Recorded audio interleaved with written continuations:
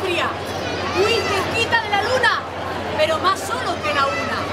Con morro, bufanda y guantes, vaga el espíritu errante, por lugar tan poco cálido, que está pálido y escuálido. Godofredo Nochebuena va a curar alma en pena y examina con sus lentes pacientemente al paciente. Con atención exclusiva lo mira de abajo arriba, con empeño con trabajo lo mira de arriba abajo. Después de 1 hora y media, consulta su enciclopedia. Contra todo pronóstico, da el médico su diagnóstico. Este fantasmal fantasma no tiene ahí gripe ni asma.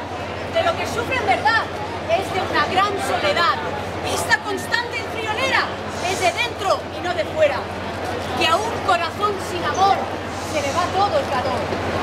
Le receta al recetante una receta brillante. Dosis enormes de afecto para mejorar su aspecto. Esas caricias y cosquillas, ni jarabes ni pastillas, cucamonas de chuchones, ni pomadas ni inyecciones. Le han curado todo, pensando un poquito en todo. Las señas de unos fantasmas que van a curar el asma. Viven en una atalaya, muy cerquita de la playa, junto a un enorme membrillo, en un castillo amarillo. El fantasma se va de viaje, con muy poquito equipaje, con la maleta vacía, pero lleno de alegría. Vaga y vaga el vagabundo, recorriendo medio mundo. Ya en un lugar ventoso, con el castillo dichoso. Un fantasma hospitalario, un poquito estrafalario, le da albergue y cobijo, y lo trata como a un hijo.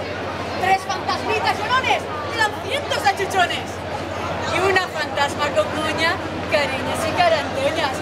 Con tanta jalamería, ya el fantasma no se enfría. Está fuerte como un roble, canta y se ríe el doble. Y aquí acaba este cuento, sin cataplasmas ni ungüentos. Y es que el cariño a raudales alivia todos los males. Con este pequeño cuento queríamos celebrar el 20 de marzo, Día Internacional de la Narración Oral.